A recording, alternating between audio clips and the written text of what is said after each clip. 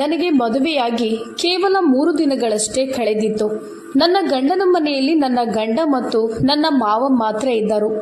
ಮದುವೆಯಾದ ನಂತರ ನನ್ನ ಗಂಡ ನನ್ನಲ್ಲಿ, ನೋಡು, ಅಪ್ಪ ತುಂಬ ಕೋಪಗೊಳ್ಳುತ್ತಾರೆ, ಅವರಿಗೆ ಯಾವತ್ತೂ ಎದುರು ಮಾತನಾಡಬೇಡ, ಅವರೇನು ಕೇಳಿದ್ರೂ ಕೊಡೋದಿಲ್ಲ ಅಂತ ನಿರಾಕರಿಸಬೇಡ, ಅವರ ವಿರುದ್ಧ ಏನಾದರೂ ಮಾತನಾಡಿದರೆ ಅವರು ಕೋಪದಿಂದ ಹುಚ್ಚರಂತೆ ವರ್ತಿಸ್ತಾರೆ. ನಾನು ಕಳೆದ 3 ದಿನಗಳಿಂದಲೂ ಅದನ್ನೇ ನೋಡುತ್ತಿದ್ದೆ.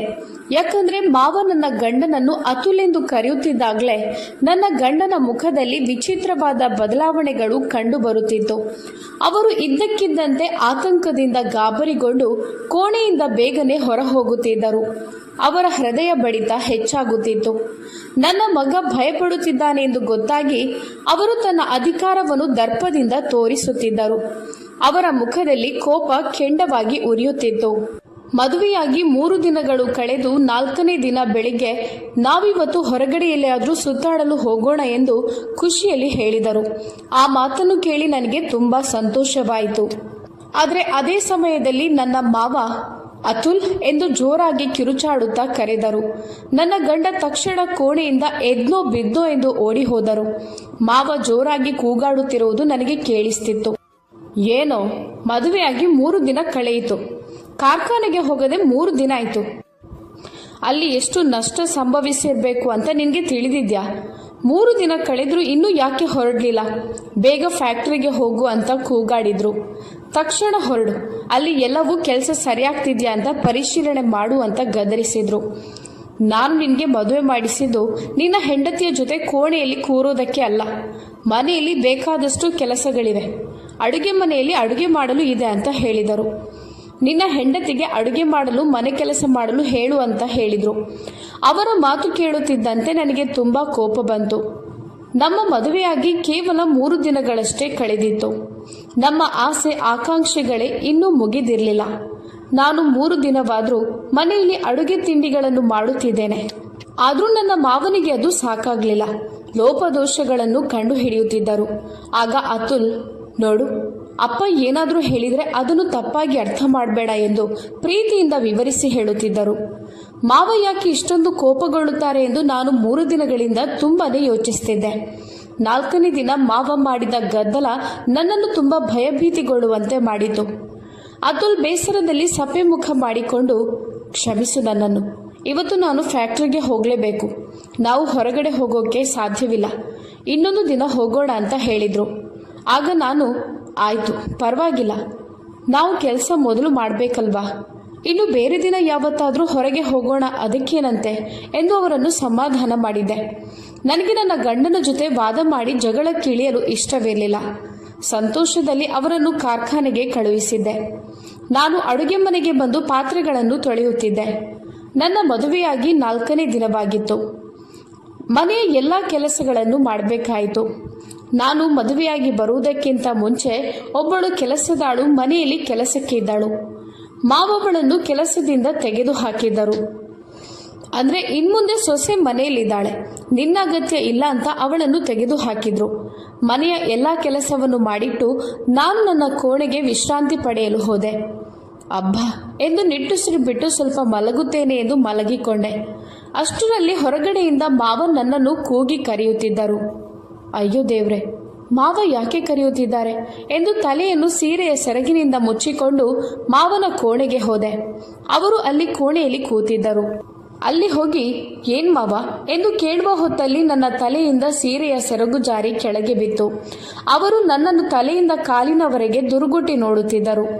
ನನಗೆ ಅವರ ಆ ನೋಟ ತುಂಬ ಭಯವನ್ನು ಉಂಟು ಮಾಡಿಸಿತು. ನಾನು ಸ್ವಲ್ಪ ನಡುಗುವ ಧ್ವನಿಯಲ್ಲಿ, ಮಾವ ಯಾಕೆ ಕರೆದ್ರಿ, ಏನಾದರೂ ಬೇಕಿತ್ತಾ ಎಂದು ಕೇಳಿದೆ. ಹೌದು, ನನಗೆ ಹಾಲು ಬೇಕು ಎಂದು ಹೇಳಿದರು. ಅವರು ಹಾಲು ಬೇಕು ಎಂದು ಹೇಳಿದಾಗ ಯಾಕೋ ನನಗೆ ಕೆಟ್ಟ ಭಾವನೆಯಿಂದ ಕೇಳಿದ್ದಾರೆ ಎಂದು ಅನ್ನಿಸ್ತು. ನಾನು ಪುನಃ ನನ್ನ ಸೀರೆ ಸೆರಗನ್ನು ಪೂರ್ತಿಯಾಗಿ ತಲೆಗೆ ಮುಚ್ಚಿಕೊಂಡೆ. ಮಾವ ಅಂದರೆ ತಂದೆಗೆ ಸಮಾನ. ಅವರು ತನ್ನ ಸೊಸೆಯನ್ನು ಬೇರೆ ರೀತಿಯಲ್ಲಿ ನೋಡೋದಿಲ್ಲ. ತನ್ನ ಹೆತ್ತ ಮಗಳಂತೆ ನೋಡುತ್ತಾರೆ ಎಂದು ನಾನಂದುಕೊಂಡೆ. ಆದರೆ ಮಾವನ ನೋಟ ಯಾಕೋ ನನಗೆ ವಿಚಿತ್ರ ಎನಿಸಿತು. ನಾನು ತಕ್ಷಣ ಅಡುಗೆ ಮನೆಗೆ ಬಂದೆ. ನನ್ನ ಹೃದಯ ಬಡಿತ ಹೆಚ್ಚಾಗುತ್ತಿತ್ತು. 1 ಲೋಟ ಹಾಲನ್ನು ಬಿಸಿ ಮಾಡಿ ಮಾವನ ಕೋಣೆಗೆ ತೆಗೆದುಕೊಂಡು ಬಂದೆ. ಹಾಲಿನ ಲೋಟವನ್ನು ಅಲ್ಲೇ ಹತ್ತಿರ ಇದ್ದ ಮೇಜಿನ ಮೇಲೆ ಇಟ್ಟು ನಾನು ಕೋಣೆಯಿಂದ ಹೊರಗಡೆ ಹೋಗಲು ಮುಂದಾದೆ. ಆಗ ಮಾವ, ನೀನು ಸ್ವಲ್ಪ ಇಲ್ಲಿ ಕೂತ್ಕೋ, ನನಗೆ ನಿನ್ನಲ್ಲಿ ಮಾತನಾಡಲು ಇದೆ ಅಂತ ಹೇಳಿದರು. ನೋಡು, ಮನೆಯಲ್ಲಿ ತುಂಬ ಸಮಯದಿಂದ ಒಂಟಿಯಾಗಿದ್ದೇನೆ. ಈಗ ನಿನ್ನನ್ನು ಬಿಟ್ಟರೆ ಇಲ್ಲಿ ಬೇರೆ ಯಾರೂ ಇಲ್ಲ.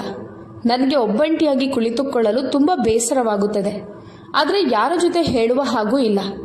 ಮಾವನ ಆ ಮಾತನ್ನು ಕೇಳಿ ನನಗೆ ಇನ್ನೂ ಚಿಂತೆ ಜಾಸ್ತಿ ಆಯಿತು. ಅದೂ ಅಲ್ಲದೆ ಮಾವನ ಕೋಣೆಯಲ್ಲಿ ಒಂದು ಹಾಸಿಗೆ ಮತ್ತು ಒಂದು ಕಪಾಟು ಅಲ್ಲದೆ ಬೇರೆ ಕುರ್ಚಿ ಇರಲಿಲ್ಲ. ಆದ್ದರಿಂದ ಹಾಸಿಗೆ ಮೇಲೆ ಕುಳಿತುಕೊಳ್ಳುವಂತೆ ಒತ್ತಾಯಿಸಿದರು. ಅವರು ಒಂದೊಂದು ವಿಷಯಗಳನ್ನು ಮಾತನಾಡಲು ಪ್ರಾರಂಭಿಸಿದರು. ಅವರು ಹಾಲಿನ ಲೋಟವನ್ನು ತೆಗೆದುಕೊಂಡು ಕುಡಿಯಲು ಪ್ರಯತ್ನಿಸಿದಾಗ, ಓಹ್, ಹಾಲು ತುಂಬ ಬಿಸಿಯಾಗಿದೆ ಎಂದು ಹೇಳಿದರು. ಇದನ್ನು ನಾನು ಹೇಗೆ ಕುಡಿಯಲಿ ಅಂತ ಕೇಳಿದರು. ಹಾಗೆ ಕೇಳುತ್ತಲೇ ಅವರ ನೋಟ ನನ್ನ ದೇಹದ ಮೇಲೆ ಇತ್ತು. ನನಗೆ ಯಾಕೋ ಸರಿ ಎಂದು ಅನ್ನಿಸಲಿಲ್ಲ. ನನ್ನ ಇಡೀ ದೇಹ ಬೆವರತೊಡಗಿತು. ನಾನು ಗೊಂದಲಕ್ಕೆ ಒಳಗಾದೆ. ನೋಡು, ಇದನ್ನು ಸ್ವಲ್ಪ ತಣ್ಣಗಾಗಿಸ್ಕೊಂಡು ಬಾ ಎಂದು ಹೇಳಿದರು. ನಾನು ಹಾಲಿನ ಲೋಟವನ್ನು ಹಿಡಿದು ಎದ್ದು ನಿಂತೆ. ಕಳೆದ 3 ದಿನಗಳಿಂದ ನನ್ನ ಗಂಡ ನನ್ನ ಜೊತೆ ಮನೆಯಲ್ಲಿದ್ದಾಗ ಮಾವ ತುಂಬ ಕೋಪದಲ್ಲಿ ಮಾತನಾಡುತ್ತಿದ್ದರು. ಆದರೆ ಇವತ್ತು ನನ್ನ ಜೊತೆ ಮಾತನಾಡುವಾಗ ತುಂಬ ಮೃದು ಸ್ವಭಾವದ ವ್ಯಕ್ತಿಯಂತೆ ಕಾಣುತ್ತಿದ್ದರು. ತನ್ನಲ್ಲಿರುವ ಎಲ್ಲ ಕೋಪ ದ್ವೇಷವನ್ನು ನನ್ನ ಗಂಡನ ಮೇಲೆ ತೀರಿಸುತ್ತಿದ್ದರು. ಹಾಗಾದರೆ ಇವರು ಯಾಕೆ ಅಷ್ಟೊಂದು ಕೋಪಗೊಂಡಿದ್ರು? ಈಗ ಆ ಕೋಪ ಎಲ್ಲಿದೆ ಎಂದು ನಾನು ಯೋಚಿಸತೊಡಗಿದೆ. ಸೊಸೆ ತನ್ನ ಮಾವನನ್ನು ತಂದೆಯಂತೆ ಗೌರವದಿಂದ ಕಾಣಬೇಕು. ಮಾವ ಕೂಡ ತನ್ನ ಸೊಸೆಯನ್ನು ಮಗಳಂತೆ ನೋಡಿಕೊಳ್ಬೇಕು. ಈ ಸಂಬಂಧದಲ್ಲಿ ಶಿಷ್ಟಾಚಾರ ಅತ್ಯಂತ ಮುಖ್ಯ. ಮಾವನಿಗೆ ಒಂದು ಜವಾಬ್ದಾರಿ ಇರುತ್ತದೆ. ಅವರು ಸೊಸೆಗೆ ನೈತಿಕ ಬಲವಾಗಿ ನಿಲ್ಲಬೇಕು, ಸಹಾಯ ಮಾಡಬೇಕು. ಆದರೆ ಯಾವುದೇ ರೀತಿಯ ಅಸಭ್ಯ ವರ್ತನೆ ಅಥವಾ ತೊಂದರೆ ಮಾಡಬಾರ್ದು ಎಂದು ನನಗೆ ತಿಳಿದಿದ್ದು. ಆದರೆ ಮಾವನ ಬದಲಾದ ಸ್ವಭಾವ ನನಗೆ ಯಾಕೋ ಸರಿ ಇಲ್ಲ ಅಂತ ಅನ್ನಿಸ್ತು. ನಾನು ಹಾಲನ್ನು ತಣಿಸಿ ಲೋಟಕ್ಕೆ ಹಾಕಿ ಪುನಃ ತೆಗೆದುಕೊಂಡು ಹೋದೆ. ಆಗ ಕೋಣೆಯಲ್ಲಿ ಮಾವ ನನಗಾಗಿ ಕಾಯುತ್ತಿದ್ದರು. ನಾನು ಹಾಲನ್ನು ಅವರ ಕೈಗೆ ನೀಡಲು ಮುಂದಾದಾಗ ಅವರು ಹಾಲಿನ ಲೋಟದ ಜೊತೆಗೆ ನನ್ನ ಕೈಯನ್ನು ಹಿಡಿದುಕೊಂಡರು. ನಾನು ತಕ್ಷಣ ನನ್ನ ಕೈಯನ್ನು ಹಿಂದಕ್ಕೆ ಎಳೆದುಕೊಂಡೆ. ಆಗ ನನಗೆ ಕರೆಂಟ್ ಶಾಕ್ ಹೊಡೆದ ಹಾಗೆ ಅನ್ನಿಸ್ತಿತ್ತು. ಕೈಯನ್ನು ಎಳೆದು ಅವರ ಕೋಣೆಯಿಂದ ಹೊರಗೆ ಬರಲು ಮುಂದಾದೆ. ಆಗ ಮಾವ, ನೀನು ಯಾಕೆ ಹೊರಗಡೆ ಹೋಗ್ತಿದ್ದೀಯಾ ಎಂದು ಕೇಳಿದರು. ಬಾ, ನನ್ನ ಹತ್ತಿರ ಕೂತ್ಕೋ, ನನ್ನ ಜೊತೆ ಮಾತನಾಡು ಎಂದು ಸಮಾಧಾನದಿಂದ ಹೇಳಿದರು. ಅವರ ಮಾತಿನ ಶೈಲಿ ತುಂಬ ಅಸಹ್ಯ ಎಂದು ಅನ್ನಿಸ್ತು. ನನ್ನ ಜೊತೆ ಕೂತ್ಕೋ ಎಂದು ಹೇಳ್ತಿದ್ರು. ವಿಚಿತ್ರವಾದ ವರ್ತನೆ ನನ್ನನ್ನು ತುಂಬ ಭಯಭೀತಿಗೊಳಿಸಿತು. ನೋಡು, ನೀನು ಮದುವೆಯ 2ನೇ ದಿನ ಒಂದು ಫ್ಯಾನ್ಸಿ ಸೀರೆಯನ್ನು ಉಟ್ಕೊಂಡಿದ್ಯಲ್ವಾ, ಕೆಂಪು ಬಣ್ಣ ಇರುವಂಥದ್ದು. ಅದು ನಿನಗೆ ತುಂಬ ಚೆನ್ನಾಗಿ ಕಾಣಿಸ್ತಿತ್ತು. ನೀನು ಇವತ್ತು ಕೂಡ ಅದನ್ನೇ ಧರಿಸಿಕೋ ಅಂತ ಹೇಳಿದರು. ಅದನ್ನು ಕೇಳಿದ ತಕ್ಷಣ ನನಗೆ ಛೀ ಎಂದು ಅನ್ನಿಸ್ತು. ಈ ರೀತಿಯ ಮಾತುಗಳು ನನ್ನ ಗಂಡ ನನ್ನ ಜೊತೆ ಮಾಡಬೇಕಿತ್ತು. ಇವರು ನನ್ನ ಮಾವ ಯಾಕೆ ಈ ರೀತಿ ಅಸಭ್ಯವಾಗಿ ವರ್ತಿಸುತ್ತಿದ್ದಾರೆ ಎಂದು ನನಗೆ ತುಂಬ ಭಯ ಆಯಿತು. ಮತ್ತೆ ಪ್ರತಿದಿನ ನನ್ನ ಗಂಡ ಮನೆಯಿಂದ ಹೊರಟ ನಂತರ ನನ್ನ ಮಾವ ಏನಾದರೂ ನೆಪ ಹೂಡಿ ಅಸಹ್ಯವಾಗಿ ನನ್ನ ಜೊತೆ ವರ್ತಿಸಲು ಪ್ರಯತ್ನಿಸ್ತಿದ್ರು. ನಾನು ಹೇಗೋ ಬಹಳ ಕಷ್ಟದಿಂದ ತಪ್ಪಿಸಿಕೊಂಡು ಇರ್ತಿದ್ದೆ. ಅವರು ಉದ್ದೇಶಪೂರ್ವಕವಾಗಿ ನನ್ನನ್ನು ಅವರ ಕೋಣೆಗೆ ಕರೆಯುತ್ತಿದ್ದರು. ಒಟ್ಟಾರೆ ನಾನು ಅವರ ಕೋಣೆಯಲ್ಲಿ ಸಿಲುಕಬೇಕು ಎಂದು ಅವರು ಪ್ರಯತ್ನಿಸುತ್ತಿದ್ದರು. ನನಗೆ ಕೈ ತುಂಬ ನೋವಾಗ್ತಿದೆ, ಮಸಾಜ್ ಮಾಡು ಎಂದು ಹೇಳ್ತಿದ್ರು. ನನಗೆ ಇಲ್ಲ, ನಾನು ಮಾಡೋದಿಲ್ಲ ಎಂದು ಹೇಳಲು ಆಗ್ತಿರ್ಲಿಲ್ಲ, ಅಥವಾ ನಾನು ಮಾಡುತ್ತೇನೆ ಎಂದು ಹೇಳಲು ಆಗುತ್ತಿರಲಿಲ್ಲ. ಅವರ ಸ್ಪರ್ಶ ನನಗೆ ತುಂಬ ಕಷ್ಟವನ್ನು ಕೊಡುತ್ತಿದ್ದು ಅಸಹ್ಯವೆನಿಸ್ತಿತ್ತು. ಅವರು ಎಲ್ಲ ಕೆಲಸದಲ್ಲೂ ಬಲವಂತ ಮಾಡ್ತಿದ್ರು. ಕೆಲವೊಂದು ಸಲ ನಾವು ಒಬ್ಬರಿಗೆ ಒಂದು ಗೌರವ ಸ್ಥಾನಮಾನ ಕೊಟ್ಟಿರ್ತೇವೆ. ಅವರು ಈ ರೀತಿ ನಮ್ಮ ಜೊತೆ ವರ್ತಿಸಿದಾಗ ನಮಗೆ ಏನು ಮಾಡಬೇಕು ಅಂತ ಗೊತ್ತಾಗೋದಿಲ್ಲ. ನಾನಾಗ, ಮಾವ, ನನಗೆ ಬೇಕಾದಷ್ಟು ಕೆಲಸ ಇದೆ, ಪಾತ್ರೆ ತೊಳಿಲಿಲ್ಲ ಎಂದು ಹೇಳುತ್ತಿದ್ದೆ. ನನಗೆ ಮನೆಯಲ್ಲೇ ತುಂಬ ಭಯದ ವಾತಾವರಣ ಸೃಷ್ಟಿಯಾಯಿತು. ಹೇಗೋ ಪ್ರತಿದಿನ ಅವರಿಂದ ತಪ್ಪಿಸ್ತಿದ್ದೆ. ಗಂಡನಲ್ಲಿ ಹೇಳಲು ಧೈರ್ಯ ಬರಲಿಲ್ಲ. ಎಷ್ಟು ದಿನ ಅಂತ ನಾನು ಮಾವನಿಂದ ದೂರವಿರಲು ಪ್ರಯತ್ನಿಸಬಹುದು? ಇವರ ಈ ಕೆಟ್ಟ ದೃಷ್ಟಿಯಿಂದ ನಾನು ಎಷ್ಟು ಸಮಯ ತಪ್ಪಿಸಿಕೊಂಡಿರಬಹುದು? ನನಗೆ ನನ್ನ ಜೀವನ ಮುಖ್ಯವಾಗಿತ್ತು. ಅದರಲ್ಲೂ ನನ್ನ ಮಾನ ಮರ್ಯಾದೆ ಉಳಿಸಬೇಕಿತ್ತು. ನಾನು ಹೇಗಾದರೂ ನನ್ನ ಗಂಡನಲ್ಲಿ ಈ ವಿಷಯವನ್ನು ಮಾತನಾಡಬೇಕು ಅಂತ ಅಂದುಕೊಂಡೆ. ಆದರೆ ಹೇಗೆ ಮಾತಾಡೋದು ಎಂದು ನನಗೆ ಧೈರ್ಯ ಸಾಲುತ್ತಿರಲಿಲ್ಲ. ಅವರು ಅಪ್ಪ ಅಂದರೆ ನಡುಗುತ್ತಾರೆ. ಒಂದು ಶಬ್ದ ಕೂಡ ಅಪ್ಪನ ಜೊತೆ ಮಾತನಾಡುವ ಸಮಯದಲ್ಲಿ ಅವರ ಬಾಯಿಂದ ಹೊರಬರೋದಿಲ್ಲ. ಆಯ್ತಪ್ಪ, ಸರಿ ಅಪ್ಪ, ಅಷ್ಟು ಮಾತ್ರ ಅಲ್ಲದೆ ಒಂದು ಮಾತು ಜಾಸ್ತಿ ಹೇಳುತ್ತಿರಲಿಲ್ಲ. ಒಂದು ದಿನ ಅಡುಗೆ ಮನೆಯಲ್ಲಿ ಎಲ್ಲ ಕೆಲಸವನ್ನು ಮಾಡುತ್ತಿದ್ದೆ. ನನ್ನ ಮಾವ ಇದ್ದಕ್ಕಿದ್ದಂತೆ ಅಡುಗೆ ಮನೆಗೆ ಬಂದರು. ನನ್ನನ್ನು ಹಿಂದಿನಿಂದ ತಬ್ಬಿಕೊಂಡರು. ನಾನು ತಕ್ಷಣ ಅವರನ್ನು ದೂರ ತಳ್ಳಿದೆ. ಆಗ ನನಗೆ ಎಲ್ಲಿಲ್ಲದ ಕೋಪ ಬಂತು. ಏನ್ ಮಾವ, ನನ್ನನ್ನು ಏನು ಅಂತ ಅಂದುಕೊಂಡಿದ್ದೀರಾ? ಅವರು ಪಕ್ಕದಲ್ಲಿದ್ದ ಮೇಜಿನ ಹತ್ತಿರ ಬಿದ್ದರು. ನಾನು ಭಯದಿಂದ ನಡುಗುತ್ತಿದ್ದೆ. ಅಲ್ಲಿಂದ ಹೇಗೋ ತಪ್ಪಿಸಿ ನನ್ನ ಕೋಣೆಗೆ ಓಡಿ ಬಾಗಿಲ ಕೊಂಡಿಯನ್ನು ಹಾಕಿ ಜೋರಾಗಿ ಅಳುತ್ತಿದ್ದೆ. ನಾನು ನನ್ನ ಮಾವ ನನ್ನ ಜೊತೆ ಈ ರೀತಿ ನಡೆದುಕೊಳ್ಳಬಹುದೇ ಎಂದು ಕನಸಲ್ಲೂ ಊಹಿಸಿರಲಿಲ್ಲ. ನನಗೆ ತುಂಬ ಬೇಸರವಾಯಿತು. ನನ್ನ ಮನಸ್ಸು, ಅಯ್ಯೋ ದೇವ್ರೆ, ನನ್ನ ಜೊತೆ ಯಾಕೆ ಹೀಗಾಗ್ತಿದೆ? ಯಾಕೆ ಅವರು ನನ್ನಲ್ಲಿ ಈ ರೀತಿ ವರ್ತಿಸ್ತಿದ್ದಾರೆ? ನಾನು ನನ್ನ ಮಾವ, ನನ್ನ ಅಪ್ಪನ ಸ್ಥಾನವನ್ನು ತುಂಬಬಹುದು ಅಂತ ಅಂದುಕೊಂಡಿದ್ದೇನೆ. ಆದರೆ ಇವರ ವಿಚಿತ್ರವಾದ ಈ ಸ್ವಭಾವ ನನ್ನನ್ನು ತುಂಬ ಆತಂಕಕ್ಕೆ ಒಳಗಾಗುವಂತೆ ಮಾಡಿತು. ಇನ್ನು ಯಾವುದೇ ಕಾರಣಕ್ಕೂ ನಾನು ನನ್ನ ಗಂಡನಲ್ಲಿ ಈ ವಿಷಯವನ್ನು ಮುಚ್ಚಿಡುವುದಿಲ್ಲ. ಏನೇ ಆದರೂ ನಾನು ಹೇಳುತ್ತೇನೆ ಎಂದು ನಿರ್ಧರಿಸಿಕೊಂಡೆ. ನಾನು ಪೂರ್ತಿ ದಿನ ಮನೆಯ ಯಾವುದೇ ಕೆಲಸವನ್ನು ಮಾಡದೆ ನನ್ನ ಕೋಣೆಯ ಒಳಗಡೆ ಕೂತಿದ್ದೆ. ಮಧ್ಯಾಹ್ನ ಮಾವ ಬಂದು ನನ್ನ ಕೋಣೆಯ ಬಾಗಿಲನ್ನು ಬಡಿದು ಟಕ್ ಟಕ್ ಮಾಡಿ ನನ್ನನ್ನು ಬಾಗಿಲು ತೆರೆಯುವಂತೆ ಕರೆಯುತ್ತಿದ್ದರು. ಆದರೆ ನಾನು ಏನೂ ಮಾತನಾಡಲಿಲ್ಲ. ಅವರಿಗೆ ಹಸಿವಾಗ್ತಿತ್ತು. ಅದಕ್ಕಾಗಿ ಊಟ ಕೊಡುವಂತೆ ಕೇಳುತ್ತಿದ್ದರು. ನಾನು ಮೌನವಾಗಿದ್ದೆ. ಒಂದು ವೇಳೆ ಊಟ ಕೊಡಲು ಎಂದು ಹೊರಗಡೆ ಹೋದರೆ ಏನಾದರೂ ತೊಂದರೆ ಕೊಡುತ್ತಾರೆ ಎಂದು ನನಗೆ ಚೆನ್ನಾಗಿ ಗೊತ್ತಿತ್ತು. ನನ್ನ ಗಂಡ ಬಂದು ಬಾಗಿಲು ತಟ್ಟಿದರು. ಕಾಂಚನ, ನೀನು ಯಾಕೆ ಬಾಗಿಲು ಹಾಕಿ ಒಳಗಡೆ ಇದೆಯಾ? ಬೆಳಗ್ಗೆಯಿಂದ ಬಾಗಿಲೇ ತೆಗೆದಿಲ್ವಂತೆ, ಏನಾಯಿತು ಎಂದು ಕೇಳಿದರು. ನಾನು ಅವರ ಧ್ವನಿ ಕೇಳುತ್ತಿದ್ದಂತೆ ಬಾಗಿಲು ತೆರೆದೆ. ನಾನು ಬಾಗಿಲು ತೆರೆಯುತ್ತಿದ್ದಂತೆ ಅಪ್ಪ ಮಗ ಇಬ್ಬರೂ ಕೋಪದಿಂದ ನನ್ನನ್ನು ನೋಡುತ್ತಿದ್ದರು. ಏನಾಗಿದೆ ಕಾಂಚನ ನಿನಗೆ ಎಂದು ನನ್ನ ಗಂಡ ಕೋಪದಲ್ಲಿ ಕೇಳಿದರು. ನನ್ನ ಅಪ್ಪ ಬೆಳಗ್ಗೆಯಿಂದ ಹಸಿವಿನಲ್ಲಿ ಒದ್ದಾಡ್ತಿದ್ದಾರಂತೆ. ನೀನೇನು ಮಾಡ್ತಿದ್ಯಾ ಇಲ್ಲಿ ಎಂದು ಕೇಳಿದರು. ಕಾಂಚನ, ನಿನಗೇನು ಭಾಷೆ ಅನ್ನೋದಿಲ್ವಾ? ನನ್ನ ಅಪ್ಪನಿಗೆ ಶುಗರ್ ಮತ್ತು BP ಎಲ್ಲ ಕಾಯಿಲೆಗಳು ಇದೆ. ಸರಿಯಾದ ಸಮಯಕ್ಕೆ ಊಟ ತಿಂಡಿ ಕೊಡಬೇಕು ಅಂತ ಗೊತ್ತಿಲ್ವಾ? ಒಂದು ವೇಳೆ ತಿನ್ನದಿದ್ರೆ ಆರೋಗ್ಯಕ್ಕೆ ಹೆಚ್ಚು ಕಮ್ಮಿ ಆಗೋದಿಲ್ವಾ? ಎಷ್ಟು ಹೇಳಿದ್ರು ನಾಚಿಕೆ ಅನ್ನೋದು ಇಲ್ಲ ಅಂತ ನನ್ನನ್ನು ಬೈದರು. ಏನಾದರೂ ಆದರೆ ಇದಕ್ಕೆ ಯಾರು ಜವಾಬ್ದಾರರು ಎಂದು ಕೂಡ ಕೇಳಿದರು. ಆಗ ನನ್ನ ತಾಳ್ಮೆ ಕೆಟ್ಟು ಹೋಯಿತು. ನೋಡಿ, ನಿಮ್ಮ ತಂದೆಯ ಜವಾಬ್ದಾರಿಯನ್ನು ತೆಗೆದುಕೊಳ್ಳಲು ನನ್ನಿಂದ ಸಾಧ್ಯ ಇಲ್ಲ. ನೀವು ಬೇರೆ ಯಾರನ್ನಾದರೂ ನೋಡ್ಕೊಳ್ಳಿ ಅಂತ ಹೇಳಿದೆ. ಆಗ ನನ್ನ ಮಾವ, ನೋಡು, ಮದುವೆಯಾಗಿ ಶನಿವಾರಕ್ಕೆ 1 ವಾರ ಕೂಡ ಆಗೋದಿಲ್ಲ.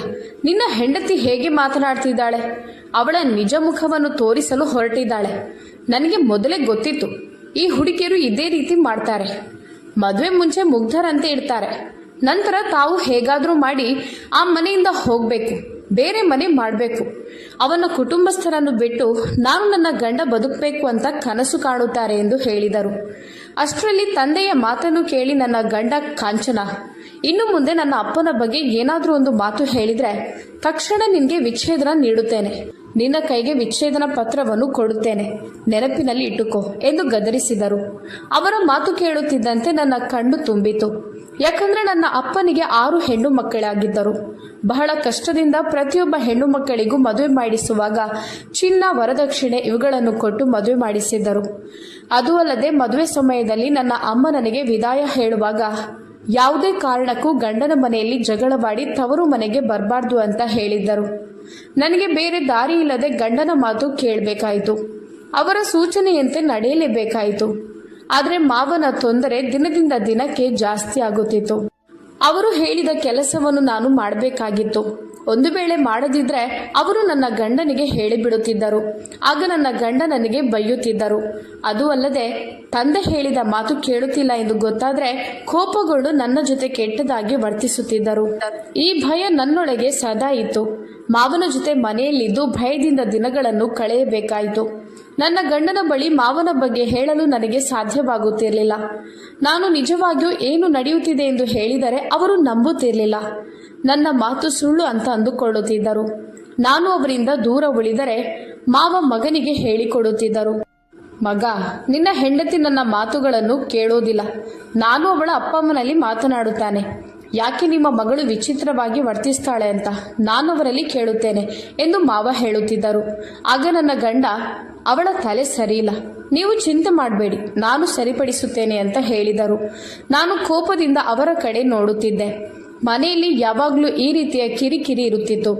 ಒಂದು ದಿನ ನನ್ನ ಗಂಡ, ಕಾಂಚನ, ನಿನಗೆ ಈ ಮನೆಯಲ್ಲಿ ಏನು ತೊಂದರೆ? ನಿನಗೆ 10 ಮಂದಿಯ ಜವಾಬ್ದಾರಿಯನ್ನು ನೋಡಿಕೊಳ್ಳುವಂತೆ ಮಾಡಲಾಗಿದ್ಯಾ? ಇಲ್ಲಿ ಏನು ಕಷ್ಟ ಇದೆ ಅಂತ ಕೇಳಿದರು. ಅದು ಅಲ್ಲದೆ ಅವರು ಹೇಳಿದರು, ನನಗೆ ಅಮ್ಮ ಇಲ್ಲ, ತಂಗಿಯರಿಲ್ಲ, ಇರುವುದು ನನ್ನ ತಂದೆ ಒಬ್ಬರೇ. ಅವರನ್ನು ಚೆನ್ನಾಗಿ ನೋಡಿಕೊಳ್ಳೋದು ನಿನಗೆ ಸಾಧ್ಯವಿಲ್ವಾ? ಎಲ್ಲ ಹುಡುಗಿಯರು ಆಸೆ ಪಡುತ್ತಾರೆ ಮನೆಯಲ್ಲಿ ಎಲ್ಲರೂ ಇರುವ ಕುಟುಂಬ ಸಿಗಬೇಕು ಅಂತ. ಆದರೆ ನಿನಗೆ ಸಿಕ್ಕಿರುವುದನ್ನು ನೋಡಿಕೊಳ್ಳಲಾಗುತ್ತಿಲ್ವಲ್ಲ? ಆಗ ನಾನು ಹೇಳಿದೆ, ನನಗೆ ಅತ್ತೆ ನಾದಿನಿಯರು ಇದ್ದಿದ್ರೆ ನಾನು ನೆಮ್ಮದಿಯಾಗಿ ಈ ಮನೆಯಲ್ಲಿ ಜೀವಿಸ್ತಿದ್ದೆ. ಆದರೆ ನಾನು ಪುನಃ, ನಿಮ್ಮ ತಂದೆಗೆ ಇನ್ನೊಂದು ಮದುವೆ ಮಾಡಿಸಿ ಅಂತ ಹೇಳಿದೆ. ನನ್ನ ಮಾತು ಕೇಳುತ್ತಿದ್ದಂತೆ ನನ್ನ ಗಂಡ ನನ್ನ ಕೆನ್ನೆಗೆ ಬಲವಾಗಿ ಹೊಡೆದರು. ಏನು ಮಾತನಾಡ್ತಿದ್ಯೆ? ನಿನ್ನ ಮಾತು ಮಿತಿ ಮೀಡ್ತಿದೆ. ನನ್ನ ಈ ವಯಸ್ಸಿನ ತಂದೆಗೆ ಇನ್ನೊಂದು ಮದುವೆ ಮಾಡಿಸ್ಬೇಕಾ? ನಿನಗೆ ನಾಚಿಕೆ ಆಗೋದಿಲ್ವಾ ಎಂದು ಕೇಳಿದರು. 2 ಹೊತ್ತು ಊಟ ತಿಂಡಿ ಮಾಡಿಕೊಡೋದು ನಿನಗೆ ಕಷ್ಟವಾಗ್ತಿದೆ. ಅದು ಅಲ್ಲದೆ ಪ್ರತಿದಿನ ಮಾಡಿದ ಅಡುಗೆಯಲ್ಲಿ ಸ್ವಲ್ಪ ಅವರಿಗೆ ಕೊಟ್ರಾಯಿತು. ಅದಕ್ಕೋಸ್ಕರ ನೀನು ಅಪ್ಪನಿಗೆ ಮದುವೆ ಮಾಡಿಸಿ ಅಂತ ಹೇಳ್ತಿದ್ಯಲ್ಲ. ನಿನಗೆ ನನ್ನ ಅಪ್ಪ ಇಷ್ಟೊಂದು ಭಾರವಾಗ್ತಿದ್ದಾರೆ ಎಂಬುದು ಈಗ ನನಗೆ ಗೊತ್ತಾಯಿತು ಎಂದರು. ಆಗ ನಾನು, ದಯವಿಟ್ಟು ನನ್ನ ಮಾತು ಅರ್ಥ ಮಾಡಿಕೊಳ್ಳಿ ಎಂದೆ. ಆದರೆ ಅವರು ಅರ್ಥ ಮಾಡಿಕೊಳ್ಳುವ ಸ್ಥಿತಿಯಲ್ಲಿ ಇರಲಿಲ್ಲ. ನನ್ನ ಅಪ್ಪನಿಗೆ 60 ವರ್ಷ. ಈಗ ಅವರು ಶುಗರ್, BP ಮೊದಲಾದ ಕಾಯಿಲೆಗಳಿಂದ ಬಳಲುತ್ತಿದ್ದಾರೆ. ಈ ವಯಸ್ಸಿನಲ್ಲಿ ಅವರು ಮತ್ತೊಬ್ಬ ಮಹಿಳೆಯ ಜವಾಬ್ದಾರಿಯನ್ನು ಹೊತ್ತುಕೊಳ್ಬೇಕಾ ಎಂದು ಕೇಳಿದರು. ಆದರೆ ನಿಮ್ಮ ತಂದೆ ನನ್ನ ಜೊತೆ ಕೆಟ್ಟ ರೀತಿಯಲ್ಲಿ ವರ್ತಿಸ್ತಿದ್ದಾರೆ ಎಂಬುದನ್ನು ನನಗೆ ಹೇಳಲು ಧೈರ್ಯ ಬರಲಿಲ್ಲ. ಅವರು ನನ್ನನ್ನು ನಂಬುತ್ತಿರಲಿಲ್ಲ. ಆದ್ದರಿಂದ ನಾನು ಮತ್ತೆ ಕೇಳಿದೆ, ನೀವು ಅವರಿಗೆ ಮದುವೆ ಮಾಡಿಸಿ. ನಾನು ಹೇಳಿದೆ, ನಾನು ನಿಮ್ಮ ಮಾವ ಮತ್ತು ಅತ್ತೆಯ ಜವಾಬ್ದಾರಿಯನ್ನು ತೆಗೆದುಕೊಳ್ಳಲು ಸಿದ್ಧಳಾಗಿದ್ದೇನೆ. ಅದನ್ನು ಕೇಳುತ್ತಿದ್ದಂತೆ ನನ್ನ ಗಂಡ ನಗಲು ಪ್ರಾರಂಭಿಸಿದರು. ನಿನಗೆ ಒಬ್ಬರ ಕೆಲಸವನ್ನೇ ಮಾಡೋದು ಸಾಧ್ಯ ಇಲ್ಲ, ಇನ್ನೊಬ್ಬರದ್ದು ಮಾಡೋಕೆ ಸಿದ್ಧಳಾಗಿದ್ಯಾ? ನೀನು ಯಾವ ಮಾತು ಬೇಕಾದರೂ ಹೇಳ್ಬೋದಾ? ಯೋಚನೆ ಮತ್ತು ಮಾತಿಗೆ ಇತಿಮಿತಿ ಎಂಬುದು ಇರಬೇಕು ಎಂದರು. ಕಾಂಚನ, ನಿನಗೆ ಇಬ್ಬರ ಜವಾಬ್ದಾರಿಯನ್ನು ತೆಗೆದುಕೊಳ್ಳಲು ಖಂಡಿತವಾಗಿಯೂ ಸಾಧ್ಯ ಇಲ್ಲ. ನೀನೀಗ ನಿನ್ನ ಲಾಭಕ್ಕಾಗಿ ಇದನ್ನು ಮಾಡಲು ಹೊರಟಿದ್ಯಾ? ಅದು ಸಾಧ್ಯವಾಗದ ಮಾತು. ಅದು ಅಲ್ಲದೆ ಈ ಮನೆ ಮತ್ತು ವ್ಯವಹಾರ, ಫ್ಯಾಕ್ಟರಿ ಎಲ್ಲವೂ ನಮ್ಮ ತಂದೆಯ ಹೆಸರಲ್ಲಿದೆ. ಅವರಿಗೆ ಇನ್ನೊಂದು ಮದುವೆ ಮಾಡಿಸಿ ಮತ್ತೆ ಅವರ ಹೆಂಡತಿಯನ್ನು ಕರೆದುಕೊಂಡು ಮನೆಗೆ ಬಂದು ಬಿಟ್ಟರೆ ಎಲ್ಲವೂ ಅವರ ವಶದಲ್ಲಿ ಇಟ್ಟುಕೊಳ್ತಾರೆ. ಅದರ ಬಗ್ಗೆ ಅರಿವು ಇರಲಿ. ನನ್ನನ್ನು ಮತ್ತು ನಿನ್ನನ್ನು ಈ ಮನೆಯಿಂದ ಒದ್ದು ಹೊರಗೆ ಹಾಕ್ತಾರೆ ಅಷ್ಟೇ. ನಿನಗೆ ಅಪ್ಪನ ಕೋಪ ಗೊತ್ತಲ್ವಾ? ಅದನ್ನು ಹೇಳುವ ಅವಶ್ಯಕತೆ ಇಲ್ಲ. ಅದಕ್ಕೋಸ್ಕರ ನಾನು ಅಪ್ಪ ಎಷ್ಟೇ ಕೋಪ ಮಾಡಿಕೊಂಡ್ರೂ ತಾಳ್ಮೆಯಿಂದ ಸಹಿಸಿಕೊಂಡು ಇರ್ತಿದ್ದೇನೆ. ನೀನು ಅಂದುಕೊಂಡಿರ್ಬೋದು, ಅಪ್ಪ ಇಷ್ಟು ಕೋಪಗೊಂಡ್ರು ನಾನು ಯಾಕೆ ಮೌನವಾಗಿರುತ್ತೇನೆ ಅಂತ. ಯಾಕೆ ನನಗೆ ಮಾತನಾಡಲು ಆಗುತ್ತಿಲ್ಲ. ಆದರೆ ನಾನು ಎಲ್ಲ ಗೊತ್ತಿದ್ದು ಗೊತ್ತಿಲ್ಲದವನಾಗೆ ಮಾಡಿಕೊಂಡು ಮೌನವಾಗಿದ್ದೇನೆ. ನೀನು ಇನ್ನು ಮುಂದೆ ಯಾವುದೇ ಕಾರಣಕ್ಕೂ ಅಪ್ಪನಿಗೆ ಇನ್ನೊಂದು ಮದುವೆ ಮಾಡಿಸುವುದನ್ನು ಹೇಳಬೇಡ. ಅಷ್ಟು ಹೇಳಿ ಅವರು ಕೋಣೆಯಿಂದ ಹೊರಗಡೆ ಹೋದರು. ಆದರೆ ನಾನು ಇನ್ನೂ ಏನು ಮಾಡೋದಂತ ಯೋಚಿಸ್ತಿದ್ದೆ. ನನ್ನ ಮಾವನ ಕೆಟ್ಟ ವರ್ತನೆ ನನ್ನಿಂದ ಸಹಿಸಲು ಸಾಧ್ಯವಾಗುತ್ತಿರಲಿಲ್ಲ. ಒಂದು ವೇಳೆ ತವರು ಮನೆಗೆ ಹೋದರೆ ತನ್ನ ಗಂಡನ ಮನೆಯ ನೆಮ್ಮದಿ ಹಾಳು ಮಾಡಲು ಹೊರಟಿದ್ದಾಳೆ ಎಂದು ಮಾವ ಅಂದುಕೊಳ್ಬೋದು. ನಾನು ಏನು ಮಾಡಬೇಕು ಎಂದು ಗೊತ್ತಾಗದೆ ಚಡಪಡಿಸ್ತಿದ್ದೆ. ಅಯ್ಯೋ ದೇವ್ರೆ, ಒಂದು ಹುಡುಗಿಯಾದರೆ ಎಷ್ಟೊಂದು ಕಷ್ಟಗಳನ್ನು ಸಹಿಸಬೇಕು. ಅದು ಅಲ್ಲದೆ ನಾನು ಎಷ್ಟು ಅಸಹಾಯಕಳಾಗಿದ್ದೇನೆ ಎಂದರೆ ತನ್ನ ಕಷ್ಟವನ್ನು ಯಾರಲ್ಲಿಯೂ ಹೇಳುವ ಹಾಗೆ ಇಲ್ಲ. ಎಲ್ಲವನ್ನೂ ಸಹಿಸಿ ನನ್ನ ಜೀವನವನ್ನು ಚೆನ್ನಾಗಿ ನೋಡಿಕೊಳ್ಬೇಕು ಅಷ್ಟೆ. ಒಂದೆರಡು ಜಾಸ್ತಿ ಮಾತನಾಡಿದರೆ ವಿಚ್ಛೇದನದ ಮಾತನ್ನು ಹೇಳ್ತಾರೆ. ಹೆಣ್ಣು ಅಂದರೆ ಏನಂದುಕೊಂಡಿದ್ದಾರೆ?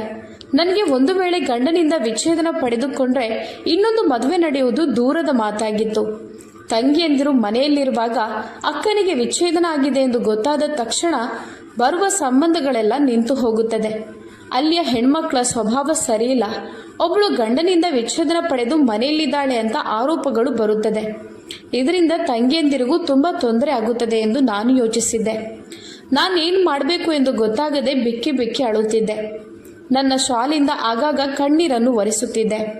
ಅಷ್ಟರಲ್ಲಿ ನನ್ನ ಗಂಡ ಅತುಲ್ ಹೊರಗಡೆಯಿಂದ ಕೂಗುತ್ತಿದ್ದರು. ಕಾಂಚನ, ಬೇಗ ಬಂದು ನಮಗೆ ಚಪಾತಿ ಮಾಡಿಕೊಡು.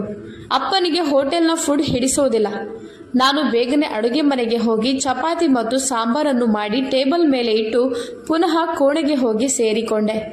ಆದರೆ ನಾನು ಆ ದಿನ ಏನನ್ನೂ ತಿಂದಿರಲಿಲ್ಲ. ಹಸಿವಿನಿಂದ ಮಲಗಿಕೊಂಡೆ. ನನ್ನ ಗಂಡ, ನೀನು ತಿನ್ನಲಿಲ್ಲ, ಹಸಿವಿನಿಂದ ಇದೆಯಲ್ವಾ, ಬಾ ತಿನ್ನು ಅಂತ ಕರೆಯಲಿಲ್ಲ. ಗಂಡಸರು ಎಲ್ಲರೂ ಇದೇ ರೀತಿ ಹೆಚ್ಚಾಗಿರ್ತಾರೆ. ಅವರಿಗೆ ಅವರದ್ದೇ ಕೆಲಸದ ಬಗ್ಗೆ ಚಿಂತೆ ಮಾತ್ರ. ಹೆಂಡತಿ ಹೇಗಿರ್ತಾಳೆ, ಊಟ ಮಾಡಿದ್ಲಾ ತಿನ್ಲಾ ಅನ್ನುವ ಚಿಂತೆ ಇರೋದಿಲ್ಲ. ನನ್ನ ಗಂಡ ಕೂಡ ಅದೇ ರೀತಿಯಾಗಿದ್ರು. ಮರುದಿನ ಬೆಳಗ್ಗೆ ಎದ್ದು ನಾನು ತಿಂಡಿ ರೆಡಿ ಮಾಡಿ ಕೊಟ್ಟು ಬಿಟ್ಟೆ. ನಂತರ ನನ್ನ ಗಂಡ ಫ್ಯಾಕ್ಟರಿಗೆ ಹೊರಟು ಹೋದರು. ನಾನು ನನ್ನ ಕೋಣೆಯಲ್ಲಿ ಕೂತಿದ್ದೆ. ನನ್ನ ಮಾವ ನನ್ನನ್ನು ಕಾಂಚನ ಎಂದು ಕೂಗಲು ಶುರು ಮಾಡಿಬಿಟ್ಟರು. ನನಗೆ ಇಷ್ಟವಿಲ್ಲದಿದ್ರೂ ಕಷ್ಟಪಟ್ಟು ಹೆಜ್ಜೆ ಹಾಕುತ್ತಾ ಅವರ ಕೋಣೆಗೆ ಹೋದೆ. ಮಾವ ನನ್ನನ್ನು ನೋಡಿ ವಿಚಿತ್ರವಾಗಿ ನಗಲು ಪ್ರಾರಂಭಿಸಿದರು. ಏನಾಯ್ತು ಮಾವ, ಯಾಕೆ ನಗ್ತಿದ್ದೀರಾ ಎಂದು ನಾನು ಕೇಳಿದೆ. ಆಗ ಮಾವ, ನೀನು ಏನಂದುಕೊಂಡಿದ್ಯಾ? ನಿನ್ನ ಸೌಂದರ್ಯ ನನ್ನ ಮಗನನ್ನು ಮೋಡಿ ಮಾಡ್ಬೋದು. ಇದರಿಂದ ನೀನು ಅವನನ್ನು ಇಲ್ಲಿಂದ ಬೇರ್ಪಡಿಸಿ ಬೇರೆ ಮನೆ ಮಾಡಿ ನೆಮ್ಮದಿಯಾಗಿ ಜೀವಿಸ್ಬೋದು ಅಂತ ಅಂದುಕೊಂಡಿದ್ಯಾ? ಅದು ನಿನ್ನ ಭ್ರಮೆ ಅಷ್ಟೇ ಅಂತ ಹೇಳಿದರು. ನನ್ನನ್ನು ಇಲ್ಲಿ ಬಿಟ್ಟು ನೀನು ಬೇರೆ ಮನೆ ಮಾಡಲು ಹೊರಟಿದ್ಯಾ? ಅದು ಸಾಧ್ಯವಿಲ್ಲದ ಮಾತು. ನನ್ನ ಮಗ ನಾನು ಹಾಕಿದ ಒಂದು ಗೆರೆಯನ್ನು ಕೂಡ ಮೀರೋದಿಲ್ಲ ಎಂದು ನನಗೆ ಚೆನ್ನಾಗಿ ಗೊತ್ತು. ನಿನ್ನ ಯೋಚನೆಯನ್ನು ಬದಲಿಸು, ಅದು ನಡೆಯದ ಮಾತು. ಅವನು ಎಲ್ಲಿಗೂ ನನ್ನನ್ನು ಬಿಟ್ಟು ಬರುವುದಿಲ್ಲ ಅಂತ ಹೇಳಿದರು. ಅದಕ್ಕೋಸ್ಕರನೇ ನಾನು ಯಾವುದೇ ಶ್ರೀಮಂತ ಹುಡುಗಿಯ ಸಂಬಂಧ ಅವನಿಗೆ ನೋಡದೆ ನಿನ್ನನ್ನು ಮದುವೆ ಮಾಡಿಸಿದ್ದೇನೆ. ಯಾಕಂದ್ರೆ ಶ್ರೀಮಂತ ಹುಡುಗಿಯನ್ನು ಮದುವೆ ಮಾಡಿಸಿದ್ರೆ ಅವಳು ನನ್ನ ಮಗನನ್ನು ಇಲ್ಲಿಂದ ಕರೆದುಕೊಂಡು ಹೋಗ್ಬೋದು ಅಂತ ನನಗೆ ಚೆನ್ನಾಗಿ ಗೊತ್ತಿತ್ತು. ಹಣದ ವ್ಯಾಮೋಹದಿಂದ ಮನುಷ್ಯ ಬದಲಾಗುತ್ತಾನೆ ಅನ್ನೋದು ನನಗೆ ಚೆನ್ನಾಗಿ ಗೊತ್ತು. ಅದಕ್ಕೋಸ್ಕರ ನಿನ್ನನ್ನು ನಾನು ಅವನಿಗೋಸ್ಕರ ಆಯ್ಕೆ ಮಾಡಿದ್ದೇನೆ. ನಿನ್ನ ಅಪ್ಪ ಅಮ್ಮ ಎಷ್ಟು ಕಷ್ಟದಲ್ಲಿ ಜೀವಿಸ್ತಿದ್ದಾರೆ ಅಂತ ನನಗೆ ಗೊತ್ತು. ಅವರು ಕಷ್ಟದಿಂದ ನಿನಗೆ ಮದುವೆ ಮಾಡಿಸಿ ಕೊಟ್ಟಿದ್ದಾರೆ. ನಿನ್ನನ್ನು ಕರೆದುಕೊಂಡು ಹೋಗಿ ಪುನಃ ಮನೆಯಲ್ಲಿ ಇರಿಸಿಕೊಳ್ಳಲು ಅವರಿಂದ ಖಂಡಿತವಾಗಿಯೂ ಸಾಧ್ಯ ಇಲ್ಲ. ಅದು ಅಲ್ಲದೆ ನಿನಗೆ ಹೊಸದಾದ ಮನೆಯನ್ನು ಕಟ್ಟಿಸಿಕೊಡಲು ಅವರಿಂದ ಖಂಡಿತವಾಗಿಯೂ ಸಾಧ್ಯ ಇಲ್ಲ. ಅಂದರೆ ನಿಮ್ಮ ಮನೆಯಲ್ಲಿ ಬೇಕಾದಂಥ ಸೌಕರ್ಯಗಳು, ಸಹಾಯ ನಿನಗೆ ಸಿಗಲಾರದು. ನಿನ್ನ ಜೀವನ ಚೆನ್ನಾಗಿರಬೇಕು, ಸುಖಕರವಾಗಿರಬೇಕು ಎಂದು ನೀನು ಬಯಸೋದಾದರೆ ನಾನು ಹೇಳಿದಂತೆ ನಡಿಬೇಕು ಎಂದು ಮಾವ ನನ್ನಲ್ಲಿ ಹೇಳಿದರು. ನಾನು ತಲೆಬಿಸಿಯಿಂದ ತುಂಬ ಯೋಚನೆ ಮಾಡ್ತಿದ್ದೆ. ಅಯ್ಯೋ ದೇವ್ರೆ, ನಾನು ಎಂಥ ಪರಿಸ್ಥಿತಿಯಲ್ಲಿ ಸಿಕ್ಕಿ ಹಾಕಿಕೊಂಡೆ. ಯಾಕೆ ನನಗೆ ಇಂಥ ಪರೀಕ್ಷೆ ಮಾಡ್ತಿದ್ಯಾ ಎಂದು ದೇವರಲ್ಲಿ ಕೇಳುತ್ತಿದ್ದೆ. ಆಗ ಮಾವ, ಹೋಗು ಹೋಗು, ಒಳಗಡೆ ಹೋಗಿ ನನಗೆ ಬಿಸಿ ಬಿಸಿ ಹಾಲು ತಂದು ಕೊಡು ಅಂತ ಹೇಳಿದರು. ಅವರ ಮಾತು ನನ್ನ ಹೊಟ್ಟೆ ಒಳಗಡೆ ಉರಿಯನ್ನು ಹಾಕಿತ್ತು. ಆ ಕ್ಷಣ ನಾನು ಆತ್ಮಹತ್ಯೆ ಮಾಡಿಕೊಳ್ಳಬೇಕು ಎಂದು ಅನ್ನಿಸ್ತು. ಆದರೆ ಆತ್ಮಹತ್ಯೆ ಮಾಡೋದ್ರಿಂದ ಗಂಡನ ಮನೆಯ ಅವಮಾನ, ಕಷ್ಟ, ನಿಂದನೆ ತಾಳಲಾರದೆ ಕೆಲವೊಮ್ಮೆ ಮಹಿಳೆ ಆತ್ಮಹತ್ಯೆ ಹಾದಿ ಆಯ್ದುಕೊಳ್ಳುತ್ತಾಳೆ. ಆದರೆ ಇಂತಹ ತಾತ್ಕಾಲಿಕ ನೋವಿಗೆ ಆತ್ಮಹತ್ಯೆ ಶಾಶ್ವತ ಪರಿಹಾರವಲ್ಲ. ಆತ್ಮಹತ್ಯೆಯಿಂದ ಕುಟುಂಬದ ಮೇಲೆ ಪರಿಣಾಮ ಬೀಳುತ್ತದೆ. ಮಕ್ಕಳ ಮೇಲೆ ತೀವ್ರವಾದ ಮಾನಸಿಕ ಪರಿಣಾಮ ಉಂಟಾಗುತ್ತದೆ. ಧಾರ್ಮಿಕವಾಗಿ ಇದು ಪಾಪವೆಂದು ಪರಿಗಣಿಸಲಾಗುತ್ತದೆ. ಕಾನೂನು ಪ್ರಕಾರ ಪೀಡಕರು ಶಿಕ್ಷೆಗೆ ಒಳಗಾಗಬಹುದು.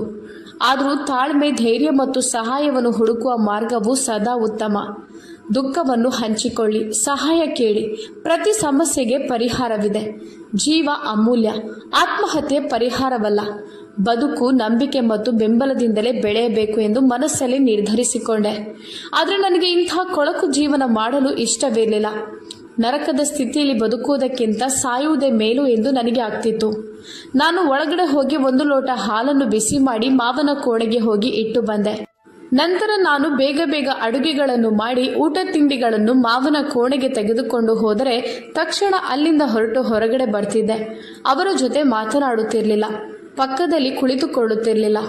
ಅವರಿಂದ ಏನಾದರೂ ಕೇಳಬಹುದಾ ಎಂದು ಕೂಡ ಕಾಯುತ್ತಿರಲಿಲ್ಲ.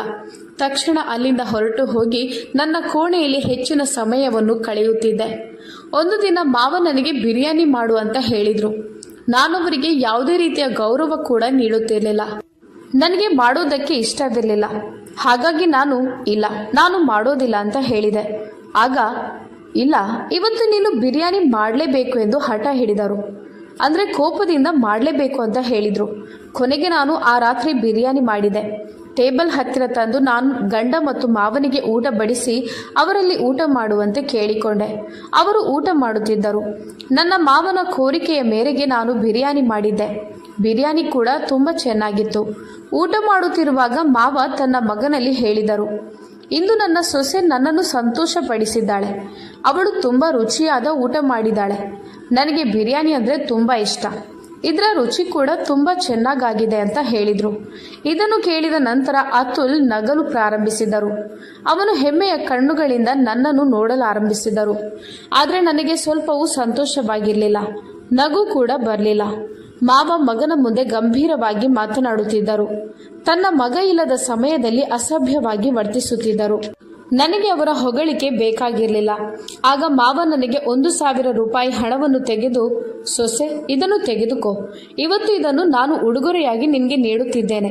ನೀನು ಮಾಡಿದ ರುಚಿಕರವಾದ ಬಿರಿಯಾನಿಗೆ ನನ್ನ ಉಡುಗೊರೆ ಅಂತ ಹೇಳಿದರು. ಇಲ್ಲ ಮಾವ, ನನಗೆ ಇದರ ಅಗತ್ಯ ಇಲ್ಲ ಎಂದು ನಾನು ನಿರಾಕರಿಸಿದೆ. ಇದು ನನ್ನ ಕರ್ತವ್ಯ, ಇದನ್ನು ನಾನು ನಿಭಾಯಿಸಿದ್ದೇನೆ ಅಷ್ಟೇ ಅಂತ ಹೇಳಿದೆ. ನಾನು ನಿರಾಕರಿಸಿದ ತಕ್ಷಣ ಅತುಲ್ ನನ್ನನ್ನೇ ದಿಟ್ಟಿಸಿ ನೋಡತೊಡಗಿದರು. ಅಪ್ಪ ಅದನ್ನು ನಿನಗೆ ಸ್ವಇಚ್ಛೆಯಿಂದ ಸಂತೋಷದಲ್ಲಿ ಕೊಡ್ತಿದ್ದಾರೆ, ಬೇಡ ಅನ್ಬೇಡ, ತೆಗೆದುಕೋ ಅಂತ ಮೆತ್ತಗೆ ಹೇಳಿದರು. ನನಗೆ ಬೇಡವಾದರೂ ನಾನು 1,000 ರೂಪಾಯಿಯನ್ನು ತೆಗೆದುಕೊಂಡೆ. ನಾನು ಟೇಬಲಲ್ಲಿದ್ದ ಪಾತ್ರೆ ತೆಗೆದುಕೊಳ್ಳಲು ಎದ್ದು ನಿಂತ ತಕ್ಷಣ ನನ್ನ ಮಾವ ಕೂಡ ಎದ್ದು ನಿಂತರು. ಅವರು ನನ್ನ ಕಡೆಗೆ ಬಂದು ನನ್ನನ್ನು ತಬ್ಬಿಕೊಂಡು ನನ್ನ ಹಣೆಯ ಮೇಲೆ ಮುತ್ತಿಟ್ಟರು. ನಾನು ಕಲ್ಲಿನ ಪ್ರತಿಮೆಯಾಗಿ ಮಾರ್ಪಟ್ಟಂತೆ ಭಾಸವಾಯಿತು. ನಿನ್ನ ಬದಲಾದ ಮನೋಭಾವದಿಂದ ನನಗೆ ತುಂಬ ಸಂತೋಷವಾಗಿದೆ ಎಂದು ಮಾವ ಹೇಳಿದರು. ನೀನು ಹೀಗೇ ಇದ್ರೆ ನೀನು ಶೀಘ್ರದಲ್ಲೇ ನನ್ನ ಹೃದಯದಲ್ಲಿ ಸ್ಥಾನ ಪಡೆಯುತ್ತೀಯಾ ಎಂದು ಮೆತ್ತಗಿನ ಧ್ವನಿಯಲ್ಲಿ ಹೇಳುತ್ತಾ ಅವರು ತನ್ನ ಕೋಣೆಗೆ ಹೋದರು. ನಾನು ಅತುಲನ್ನು ನೋಡ್ತಿದ್ದೆ. ಅವರ ಮುಖದಲ್ಲಿ ಯಾವುದೇ ವ್ಯತ್ಯಾಸ ಆಗಲಿಲ್ಲ. ಆದರೆ ನನಗೆ ತುಂಬ ಬೇಸರವಾಯಿತು. ರೀ, ಅಪ್ಪನ ಈ ನಡವಳಿಕೆ ನನಗೆ ಇಷ್ಟವಾಗೋದಿಲ್ಲ. ನಾನು ಅವರ ನಿಜವಾದ ಮಗಳಲ್ಲ. ಅವರು ನನ್ನೊಂದಿಗೆ ದೂರವಿದ್ದು ಮಾತನಾಡಬೇಕು. ಅವರು ನನ್ನನ್ನು ತಬ್ಬಿಕೊಳ್ಳಲು ಏನು ಹಕ್ಕಿದೆ?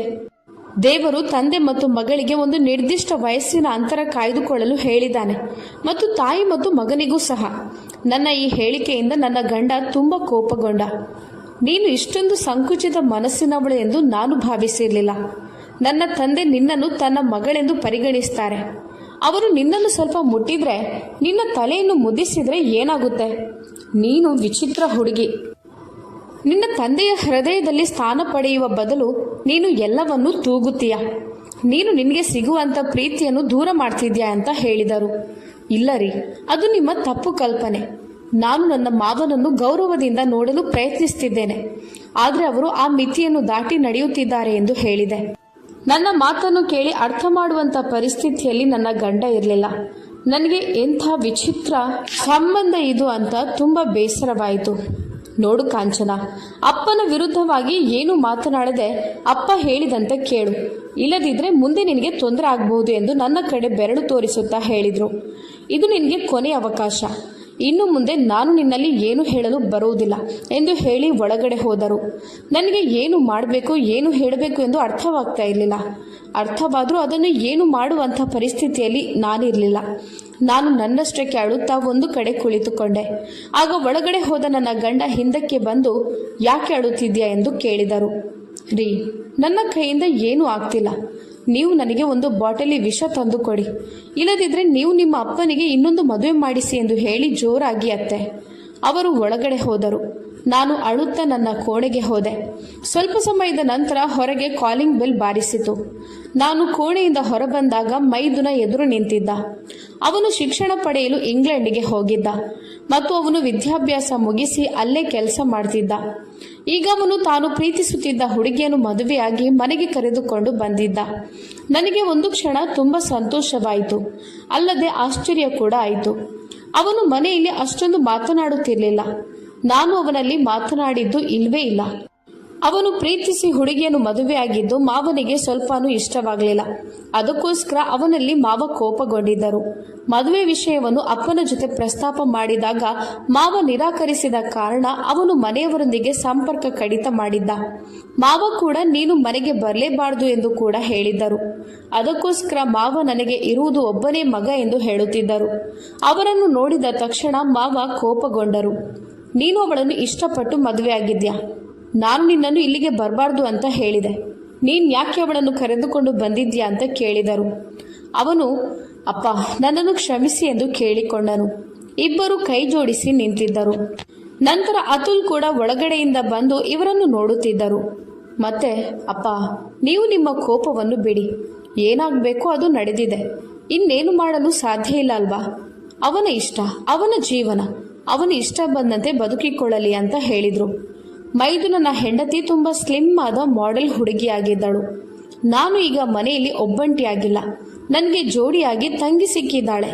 ಇನ್ನು ಯಾವುದೇ ಭಯವಿಲ್ಲದೆ ಇಬ್ಬರು ಮನೆಯಲ್ಲಿರಬಹುದು ಎಂದು ನಾನಂದುಕೊಂಡೆ. ಅಪ್ಪ ಮಗನ ಕೋಪ ತಣ್ಣಗಾಯಿತು. ಮಗ ಅಪ್ಪನ ಕಾಲಿಗೆ ಬಂದು ಕ್ಷಮೆಯನ್ನು ಕೇಳಿ ಇಬ್ಬರು ಆಶೀರ್ವಾದ ತೆಗೆದುಕೊಂಡರು. ಸರಿ ಸರಿ ಎಂದು ಅವರನ್ನು ಸಂತೋಷದಿಂದ ಸ್ವೀಕರಿಸಿಕೊಂಡರು. ಮತ್ತೆ ನಾವಿಬ್ರು ಒಟ್ಟಿಗೆ ಸೇರಿ ಮನೆಯ ಕೆಲಸಗಳನ್ನೆಲ್ಲ ಮಾಡುತ್ತಿದ್ದೆವು. ನನ್ನ ತಂಗಿ ಅಂದರೆ ಮೈದು ನನ್ನ ಹೆಂಡತಿ ತುಂಬ ಹರ್ಷಚಿತ್ತದಿಂದ ಮತ್ತು ಮಾತನಾಡುವ ಹುಡುಗಿಯಾಗಿದ್ದಳು. ಅವಳು ನನ್ನೊಂದಿಗೆ ಸ್ನೇಹಪರಳಾಗಿದ್ದಳು. ಸೂರಜ್ ಅತುಲ್ ಜೊತೆ ಕಾರ್ಖಾನೆಗೆ ಹೋಗಲು ಪ್ರಾರಂಭಿಸಿದ್ದ. ನನ್ನ ಮಾವನ ಗಮನ ನನ್ನ ಕಡೆಯಿಂದ ಮೈದು ನನ್ನ ಹೆಂಡತಿಯ ಕಡೆಗೆ ತಿರುಗಿತ್ತು.